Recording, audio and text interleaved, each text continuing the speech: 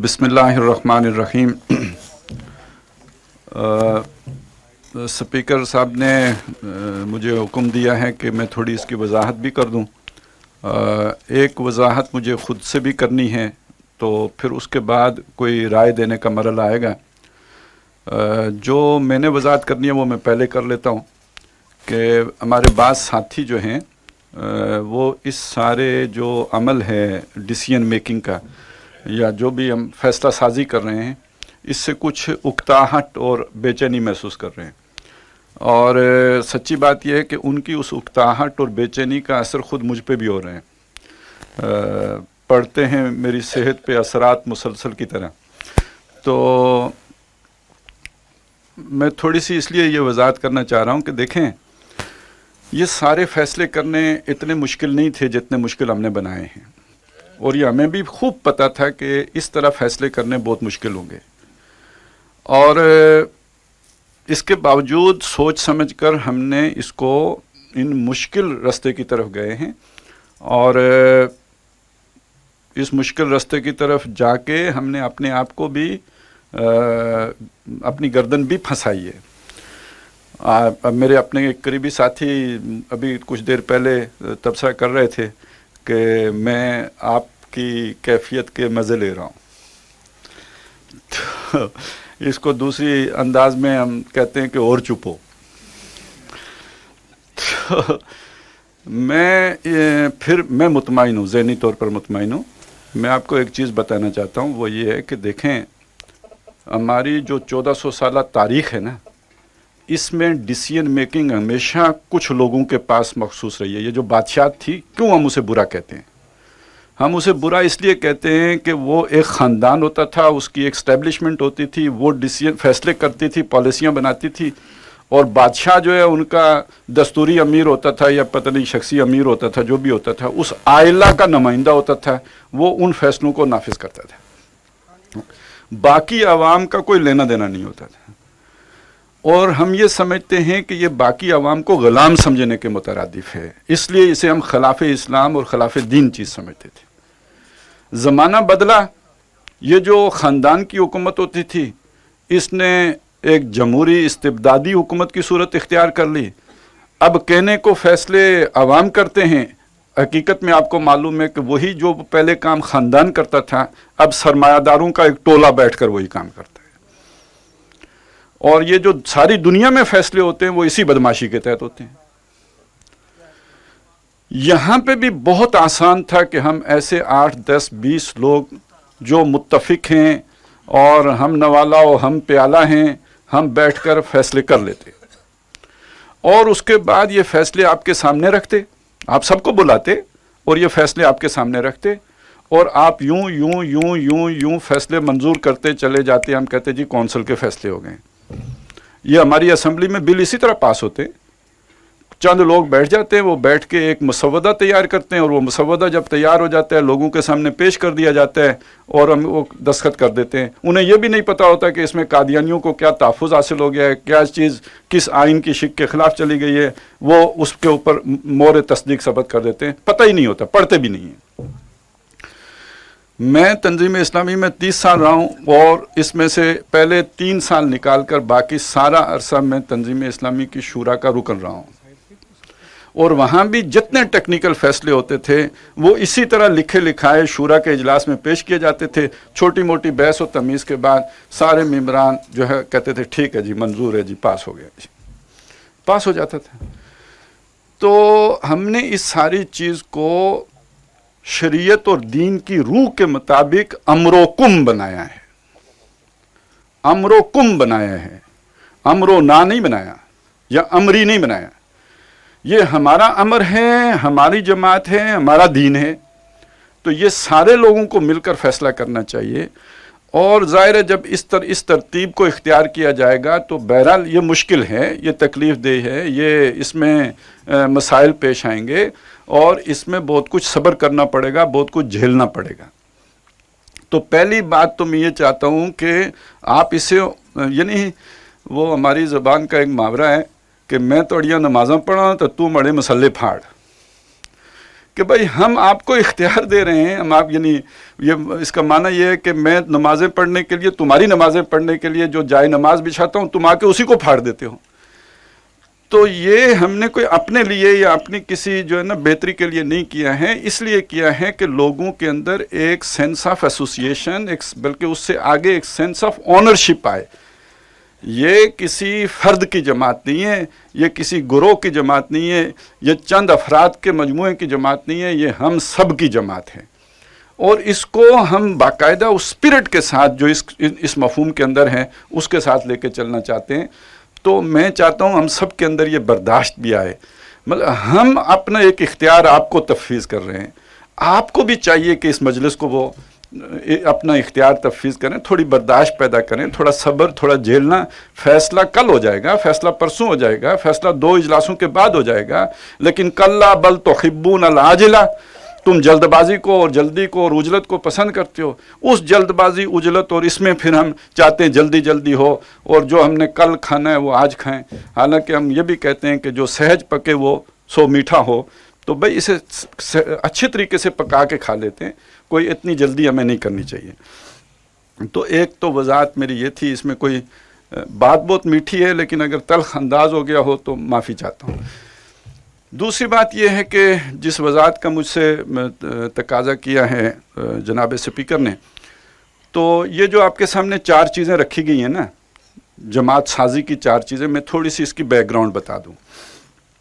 جہاں تک شخصی امارت کا تعلق ہے، تو شخصی امارت کا ایک تصور وہ ہے جس سے ہم وابستہ رہے ہیں، اور اس میں بھی آپ 2 چیزیں علیحدہ کر لیں. میرا خیال ہے عطا اللہ خان صاحب کو بھی پوری طرح پتہ ہے، مجھے تو پتہ ہی ہے کہ ایک شخصی امارت کا تصور وہ ہے جو ڈاکٹر اسرار احمد رحمۃ اللہ علیہ نے ہمیں دیا ہے. ہمارے بعض اور سینئر ساتھیوں کو بھی پتہ ہوگا، عبدالقیوم قریشی بھی بیٹھے ہیں، نوید عباسی بھی بیٹھے ہیں. ڈاکٹر اسرار احمد صاحب نے ایک تصور شخصی بیعت دیا ہے. ایک تصور وہ ہے جو آج تنظیم میں مروج ہے، یہ دونوں ایک نہیں ہیں. یہ بات اچھی طرح سمجھ لیجئے، شخصی امارت کے یہ دونوں تصورات ایک جیسے نہیں ہیں. ہم جس تصور سے ڈھسے ہوئے ہیں، جس کے رد عمل میں ہم یہاں پہ بیٹھے ہوئے ہیں، وہ شخصی امارت کا وہ تصور ہے کہ جو ڈاکٹر عبدالسمیع صاحب اور جناب اظہر بختیار خلجی صاحب کا بنایا ہوا ہے، اور جو امیر تنظیم اسلامی نے تنظیم کے اوپر نافذ کیا ہوا ہے. اور یہ شخصی تصور، جو شخصی امارت کا تصور جو ہے، اس کو منسوس نہیں کہا جا سکتا، بلکہ جو منسوس کی ٹیکنیکل بیس ہے اس کے مطابق وہ جو تصور ڈاکٹر صاحب کا بھی ہے وہ بھی منسوس نہیں ہے. اس لیے کہ جو کم از کم مجھے معلوم ہے وہ یہ ہے کہ نص یعنی منسوس تو وہ ہوتا ہے، قاری صاحب بیٹھے ہیں وہ اس کو بہتر طور پہ اجاگر کر دیں گے، جس کا حکم دیا گیا ہو، جو انشائیہ انداز میں قرآن مجید میں یا سنت رسول صلی اللہ علیہ وسلم سے ثابت ہو، وہ ہے جسے ہم منسوس کہیں گے. جو فرض کے حکم میں ہو، جس کا حکم موجود ہو، وہ منسوس ہے. یہ زیادہ سے زیادہ ہم اسے مسنون کہہ سکتے ہیں، لیکن یہ کہ ڈاکٹر صاحب نے اسے منسوس کہا ہے، ہمارے سامنے کہا ہے، اور وہ شاید ایک اس معنی میں کہا ہے کہ یہ مباح کے درجے میں قرآن و سنت سے یہ چیز ثابت ہے. اس معنی میں اگر منسوس کہا جائے تو غلط نہیں ہوگا، لیکن منسوس اس معنی میں کہنا کہ یہ فرض ہے اور یہ کیے بغیر چارہ ہی نہیں، اس معنی میں وہ بیعت کا تصور بھی منسوس نہیں تھا جو ڈاکٹر صاحب کا تھا. رہ گیا یہ کہ جو اس وقت تصور رائج ہے تنظیم اسلامی کے اندر، یہ ہرگز نہ منسوس ہے، نہ مسنون ہے، نہ معصور ہے. یہ تصور وہ ہے، یہ جو ابھی سالانہ اجتماع، پچھلے سالانہ اجتماع میں ڈاکٹر صاحب کی ویڈیو کیسٹ دکھائی گئی ہے، جس میں ڈاکٹر تقی الدین صاحب کے جو اعتراضات تھے ان کے جواب دیے نا ڈاکٹر صاحب نے. اصل میں یہ پوری جو 2 گھنٹے 38 منٹ کی ویڈیو تھی وہ ڈاکٹر تقی الدین کے اعتراضات کا جواب ہے. اس ویڈیو میں اگر آپ سنیں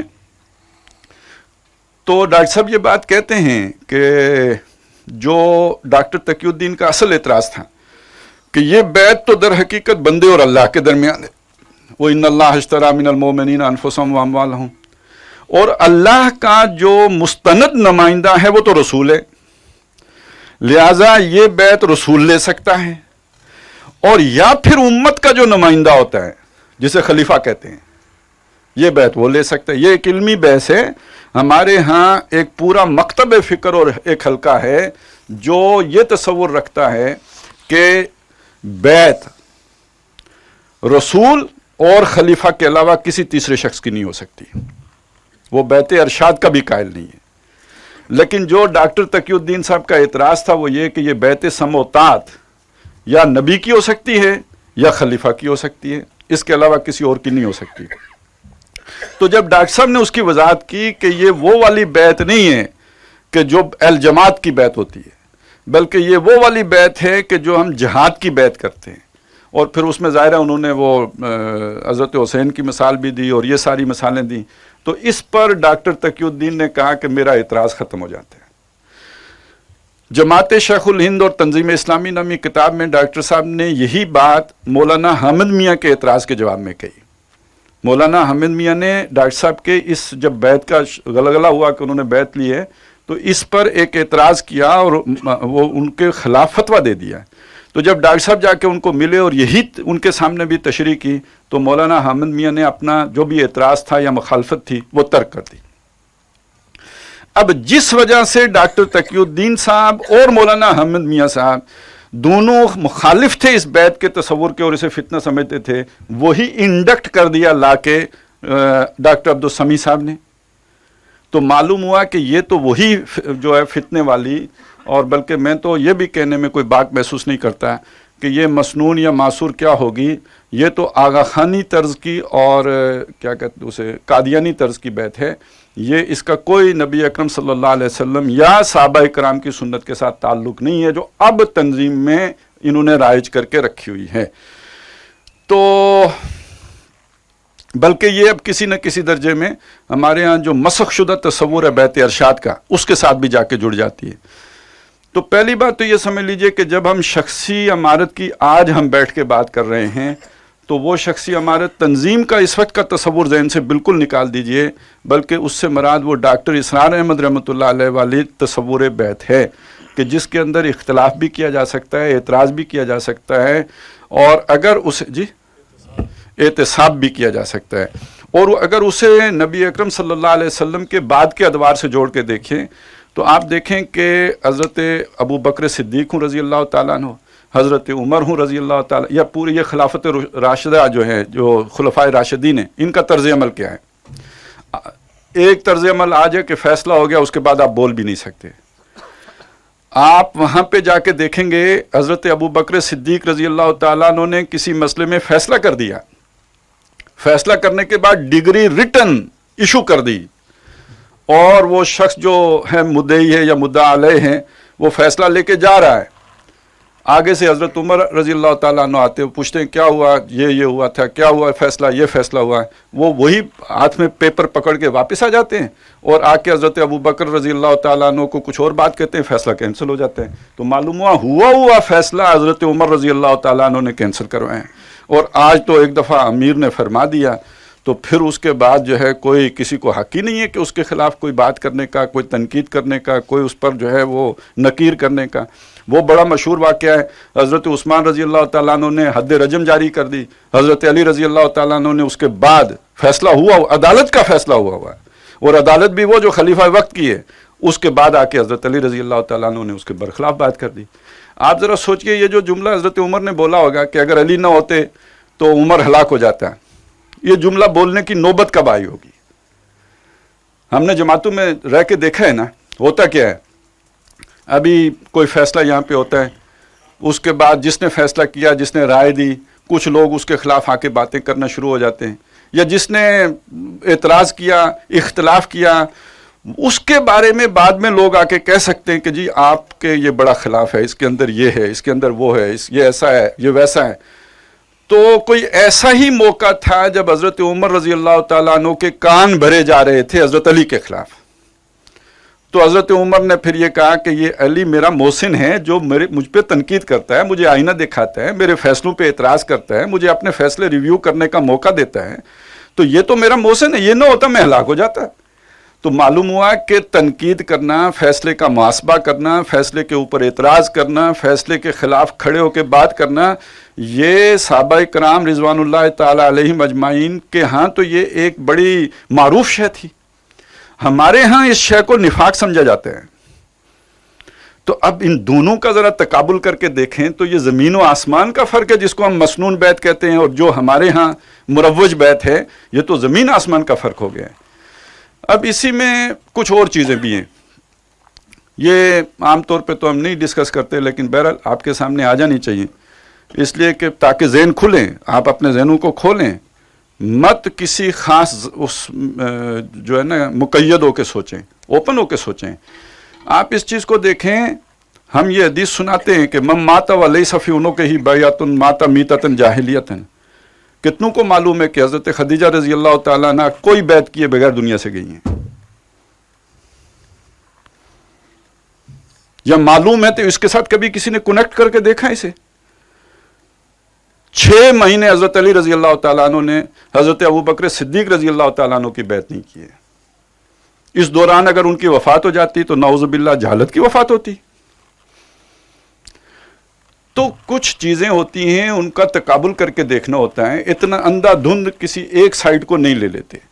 اور یہ میں آپ کو بتاؤں، ویسے کبھی تجربہ کر کے دیکھیے گا، جب 2 علماء کسی معاملے میں بحث کرتے ہیں، ایک عالم کی جب آپ رائے پڑھتے ہیں، آپ سمجھتے ہیں کہ اس نے آخری بات کہہ دی ہے، اس کا کوئی جواب دوسرے عالم کے پاس نہیں ہوگا، لیکن یہ کہ جب دوسرے عالم کی رائے اس کے جواب میں آتی ہے تو پتہ چلتا ہے کہ اس نے اس کے جو ہے چھتڑے اڑا کے رکھ دیے ہیں، اب اس کے پاس کوئی جواب نہیں ہوگا، اور جب اس کا جواب آتا ہے تو پھر بات وہی ہوتی ہے۔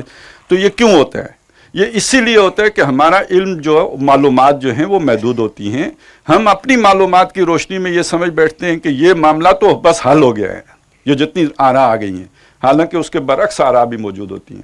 میں یہاں یہ بات کیوں کہہ رہا ہوں کہ اگر ڈاکٹر اسرار احمد رحمۃ اللہ علیہ نے ایک رائے دی ہے تو وہ حتمی نہیں ہے، اور اس سے اگر یہ نتائج برآمد ہوئے ہیں، اس میں خود ڈاکٹر صاحب نے اس تقریر میں یہ بات کہی ہے، وہی جو سالانہ اجتماع میں سنائی گئی، کہ ڈاکٹر تقی الدین یہ بات کہتے ہیں کہ اب میرا اختلاف تو ختم ہو گیا ہے، آپ نے جو تشریح کر دی ہے بیعت کی، اس کے بعد میرا اختلاف تو ختم ہو گیا ہے، پھر بھی میری رائے یہ ہے کہ ہم بیعت کے نظام کو اختیار نہ کریں، اس لیے کہ یہ کل جا کے فتنہ بننے کا خطرہ موجود ہے، اس سے بچنے کے لیے ہم یہ نہ اختیار کریں۔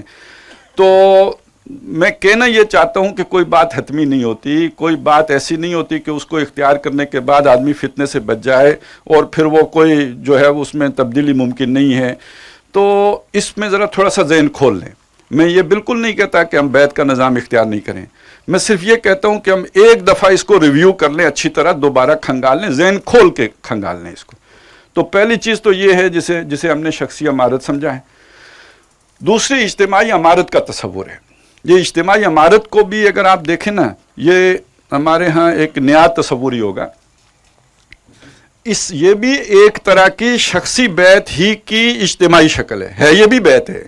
اس میں مطلب کیا ہوگا، اس میں معنی کیا ہوں گے کہ وہ یہاں پہ تو ایک آدمی کی فکر ہے، شخصی امارت میں ایک آدمی کی سوچ، ایک آدمی کی فکر ہے، وہ مشورے کرتا ہے، فیصلے وہ کرتا ہے۔ اجتماعی امارت میں کیا ہوگا، مشورے اسی طرح ہوں گے، فیصلے وہ 5 آدمی بیٹھ کے اکثریت سے کریں، ان سب کی اکثریت سے فیصلہ نہیں ہوگا۔ وہ جو 5 آدمیوں کی ہم نے کمیٹی بنائی ہوئی ہے، وہ کمیٹی اپنی ڈسکشن کر کے اس کے بعد اپنی اکثریت کے ساتھ وہ 5 میں سے 3 جس طرف ہوں گے وہ فیصلہ ہو جائے گا۔ ایک آدمی کے پاس وہ اختیار نہیں ہوگا، وہی اختیار جو ایک آدمی کے پاس ہوتا ہے وہ 5 آدمیوں کے پاس ہوگا یا 7 آدمیوں کے پاس ہوگا۔ یہ اجتماعی امارت کا تصور ہے۔ اس سے آگے آ گیا جناب آپ کا جو یہ دستوری شخصی جو ہے، یہ وہ ہے جو جماعت اسلامی کے ہاں ہے، کہ جس میں جماعت دستوری ہے، امیر تقریباً وہی اختیارات رکھ رہا ہے جو آپ کے ہاں، لیکن وہ 5 سال کے لیے رکھتا ہے۔ پالیسی میکنگ شورا کرتی ہے، اس کی ایگزیکیوشن میں امیر کے پاس ویٹو کے ساتھ سارے اختیارات ہیں۔ وہ جو مودودی صاحب نے کہا گاڑی میں چلاؤں تو پیچھے سے تم تکبیر کہو تو میں آگے مڑوں دائیں مڑوں، یہ نہیں ہو سکتا۔ تو وہاں پہ بھی جماعت اسلامی کے ہاں بھی امیر کے پاس 5 سالوں کے لیے جو پالیسی شورا نے بنائی ہے اس کو نافذ کرنے کا ٹوٹل اختیار اس کے پاس ہوتا ہے۔ اور آخری جو تصور ہے یہ ایک بالکل نیا تصور ہے، اور یہ تصور ہے اجتماعی دستوری امارت کا۔ وہ پہلے والا تو شخصی ہے، یہ دستوری ہے۔ اس میں پھر اختیار پالیسی میکنگ کا شورا کے پاس ہوگا، اس کی ایگزیکیوشن کا 5 آدمیوں کی یا 7 آدمیوں کی کمیٹی کے پاس ہوگا. اس میں ایک کوآرڈینیٹر تو ہو سکتا ہے، سیکرٹری تو ہو سکتا ہے، اس میں امیر وغیرہ کوئی نہیں ہوتا. یہ 4 مختلف قسم کی چیزیں آپ کے سامنے رکھی ہیں. اچھا، اب میں اس کی تھوڑی تھوڑی آپ کو بتا دوں کہ ان کے پیچھے حکمتیں کیا ہیں. دیکھیں، یعنی اب آپ اپنی رائے نہ وہی وضاحتیں کر رہا ہوں. ان کے پیچھے جو حکمتیں ہیں اس کو سمجھ لیجئے کہ جو ہم شخصی امارت کے حق میں رائے دیتے ہیں، ایک تو فیصلہ سازی آسان ہوتی ہے، وہ بہت جسے کہتے ہیں نا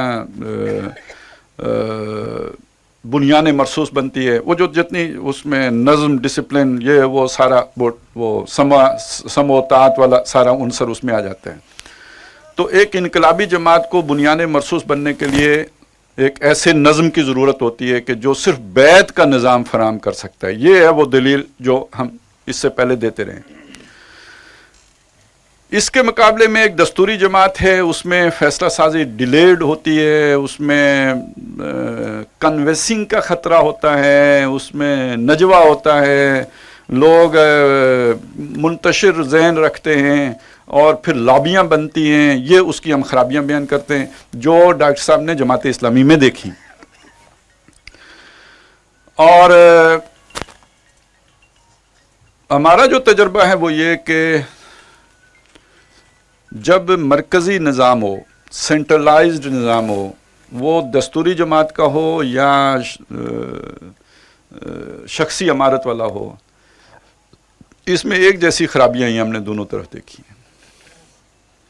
یعنی وہ خرابی جو جماعت اسلامی میں آئی، جس سے بچنے کے لیے تنظیم نے شخصی امارت کا نظام قائم کیا، وہ قبضہ گروپ تو وہاں بھی آ گیا، وہ ساری خرابیاں وہاں بھی آ گئیں، وہ ساری پریشانیاں وہاں بھی آ گئیں.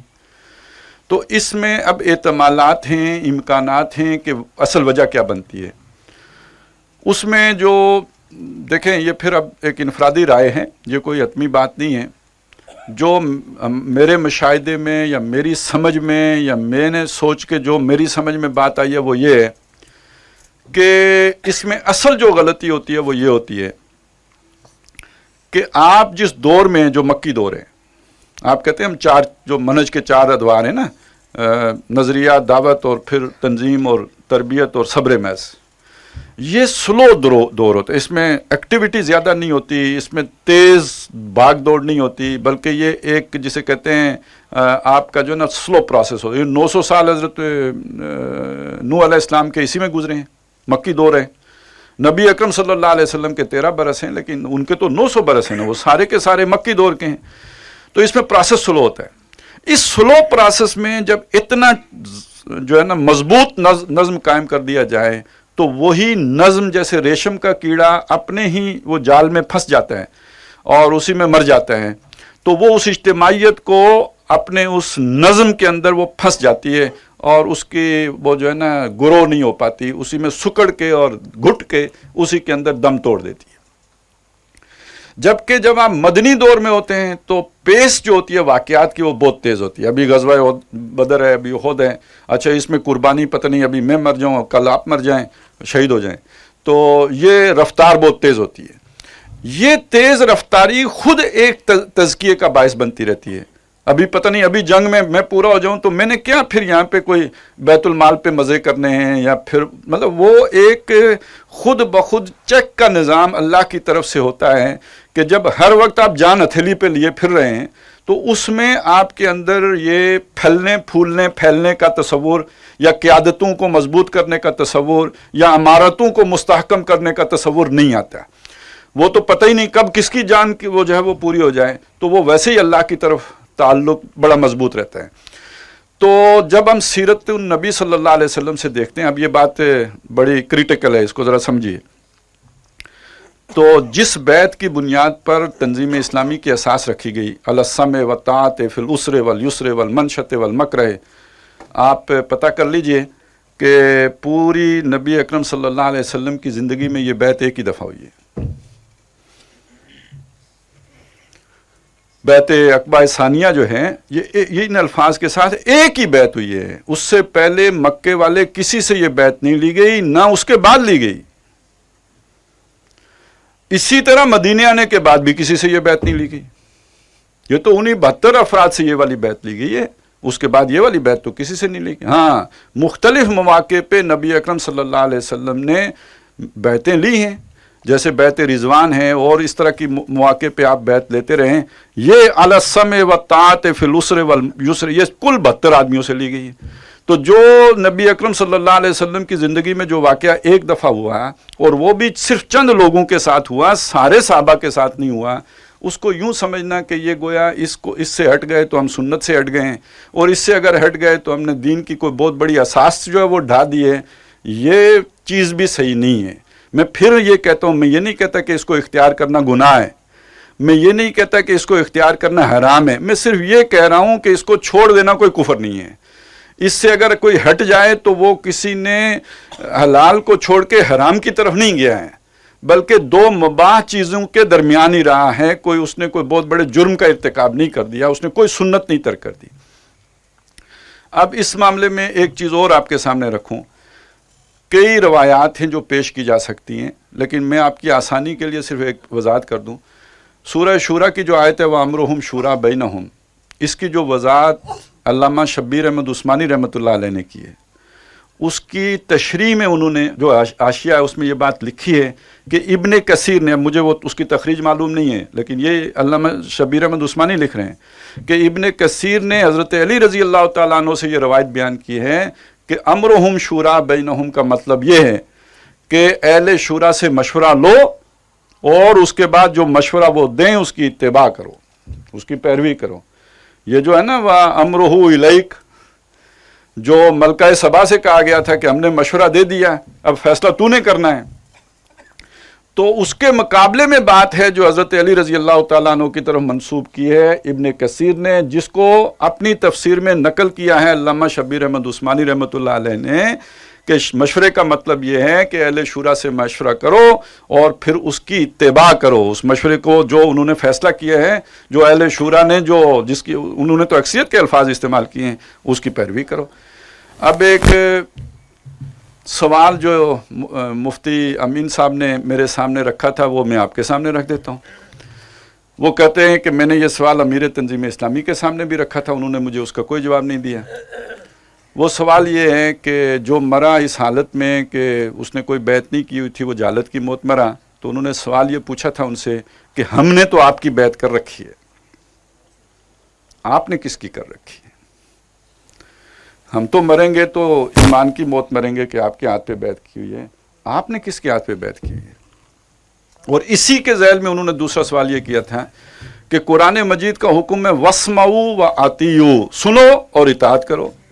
یہ حکم تمام اہل ایمان کو ہے، اس میں کوئی امیر تنظیم اسلامی یا کوئی بھی کسی جماعت کا امیر مستثنا نہیں ہے.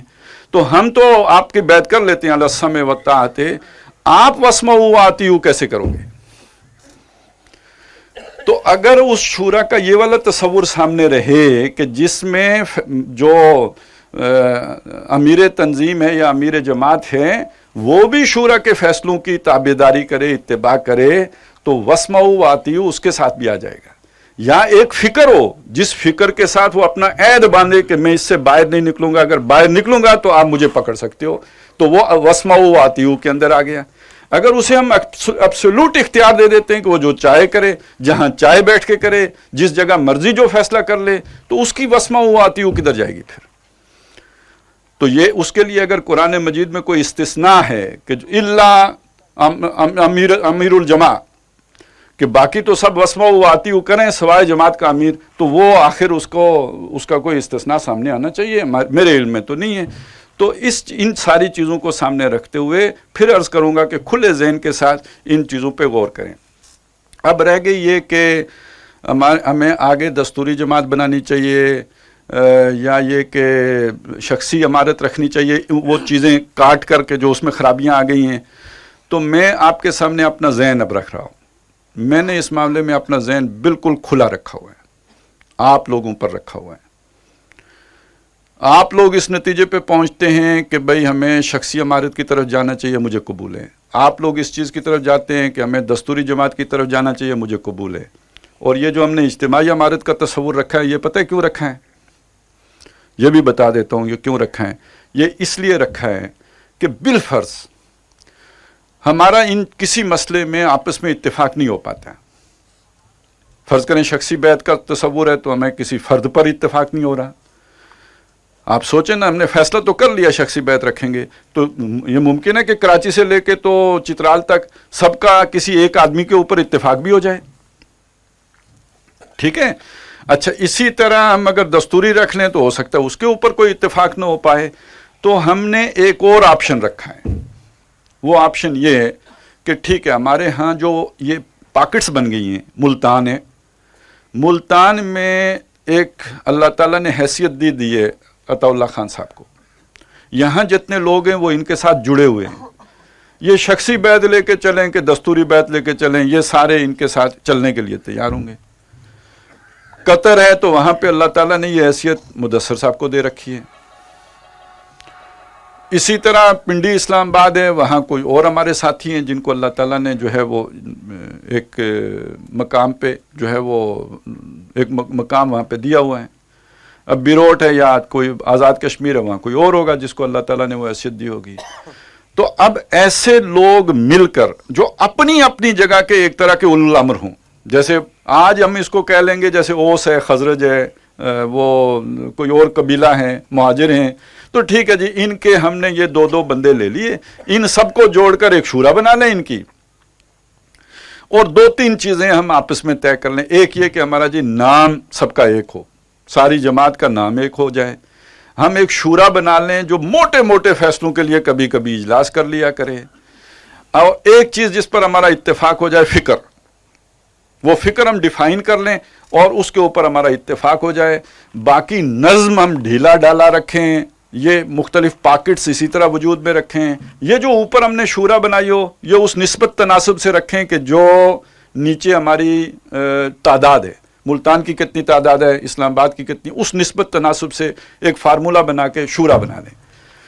اور یہ شورا ایک تو یہ دیکھتی رہے کہ کہیں فکری ڈائیورژن نہ ہو رہی ہو ان علاقوں میں، اور دوسری چیز یہ حالات کے اوپر ایک نظر رکھے کہ ہماری دعوت کتنی پھیلی ہے، فکر کتنا پھیلا ہے. جب یہ شورا یہ سمجھے، یہ محسوس کرے کہ ہماری دعوت اتنی پھیل چکی ہے کہ ہم ایکٹیو ریزسٹنس کے دور میں داخل ہو سکتے ہیں، یعنی اب مرحلہ آ گیا ہے، وہ تخت اور تختہ جسے ڈاکٹر صاحب کہتے تھے، اب جان دینے کا مرحلہ آ گیا، وہاں ہم جا سکتے ہیں. اور شورا کی 2/3 اکثریت یہ سمجھے کہ یہ مرحلہ آ گیا، ہم یہ کام کر سکتے ہیں.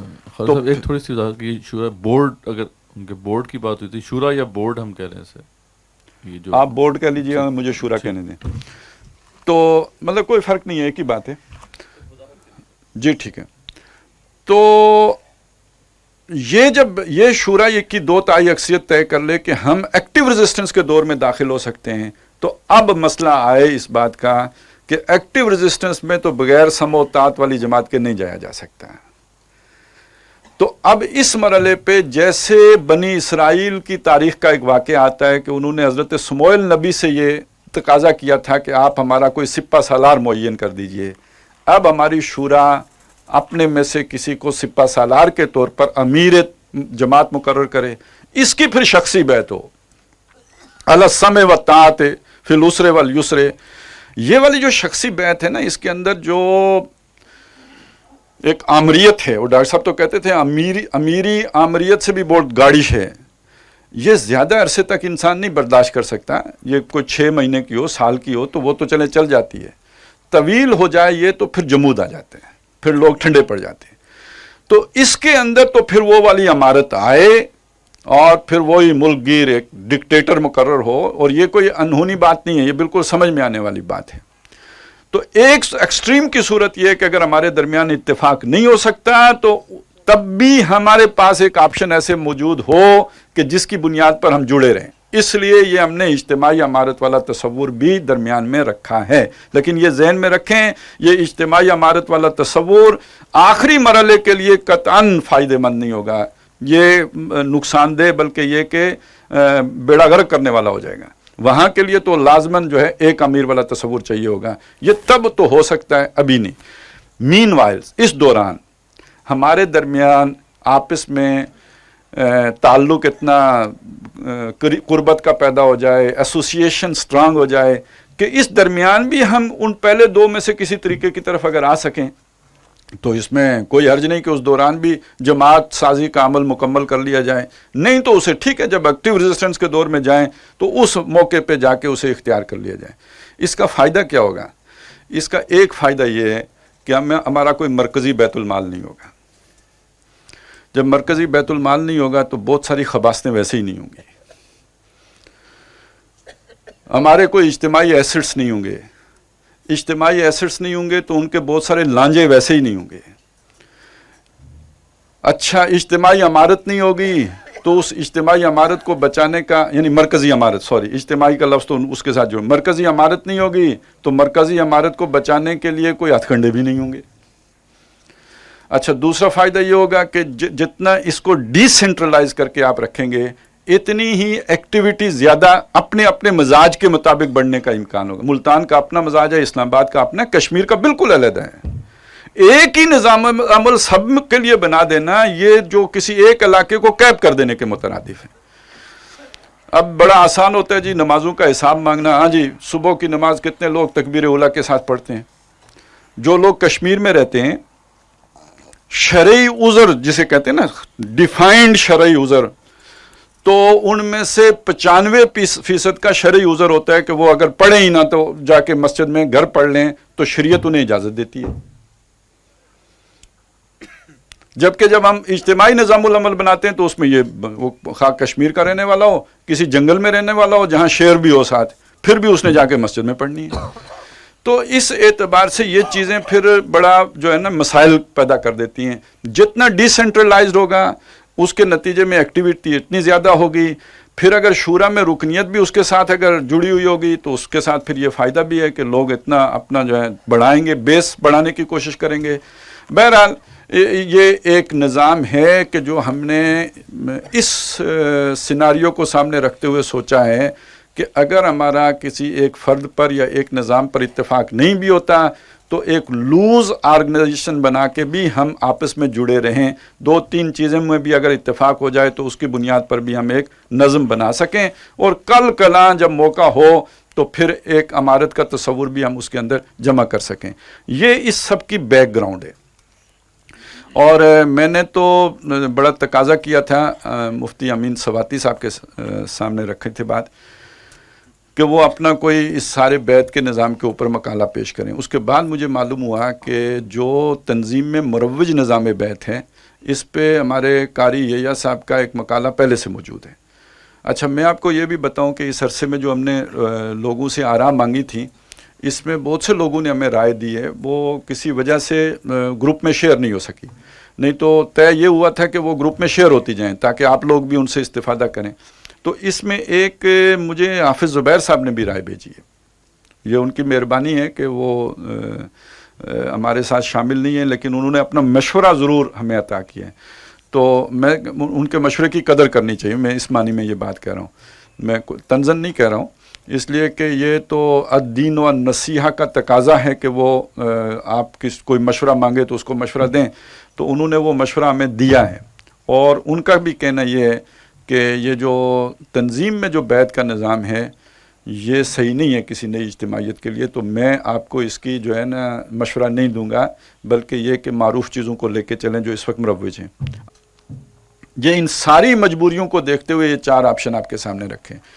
तो मैं आपको बता चुका, मेरा ज़हन बिल्कुल खुला है। मैं ये समझता हूँ कि ये सारी मुश्किलात, ये सारे मसाइल जो मैंने आपके सामने बयान किए ये अपनी जगह पे हैं, लेकिन इज्तिमाई तौर पर अल्लाह पर तवक्कुल करते हुए जो हम फैसला करेंगे, अल्लाह ताला उसमें कोई ना कोई हमारे तहफ़्फ़ुज़ का और उसमें बरकत का ज़रिया ज़रूर रखेंगे। बेईमानी ना करें हम कि जो मेरे दिल में है वो मैं आपसे मनवाने की कोशिश करूं, बल्कि जो मेरे दिल में है खोल के आपके सामने रखूं। और इसी तरह खुले दिल के साथ आप भी अपनी बातें जो है सबके सामने रखें और अपनी राय को बदलने के लिए तैयार हूँ। जो राय मैंने दे दी उसको मैं बदलने के लिए तैयार हूँ आपकी बातें सुनकर। और जो आपकी कोई राय यहाँ बना के आया था उसके बरक्स बात उसकी समझ में आ रही हो, तो ये नहीं कि मैं राय बना के ये आया था अब उससे मैं दाएँ बाएँ नहीं हूँगा। हम अपनी राय बदलने के लिए तैयार हूँ।